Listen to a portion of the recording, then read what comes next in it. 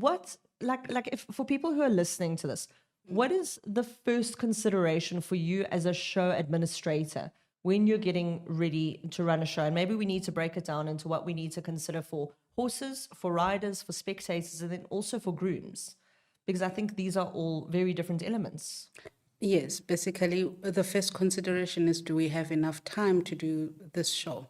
Enough number of days, enough manpower in terms of the people, the ground staff and all, because a lot of people forget that, to run a good show, there is those guys that are running around behind the scenes, the guys that are picking up holes, the people that are picking up the dirt from, everybody, the people that are preparing the stables and all that. So the first stop is to get in the people that can do the groundwork.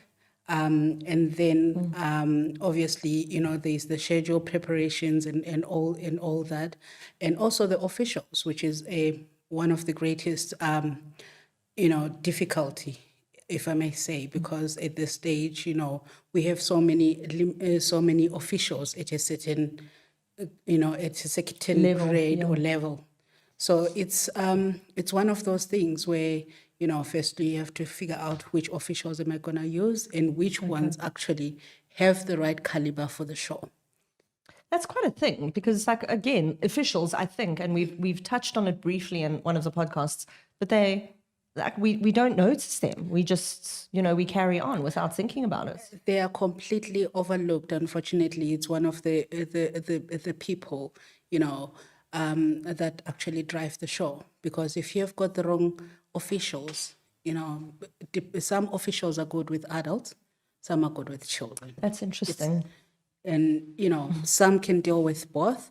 So, and some are not so good at decision making, when it comes to those massive decisions where you either have to say no and break somebody's heart or, so you have to get the right kind of officials, the people that can stand their ground and stand their ground in the right way and in an appropriate way.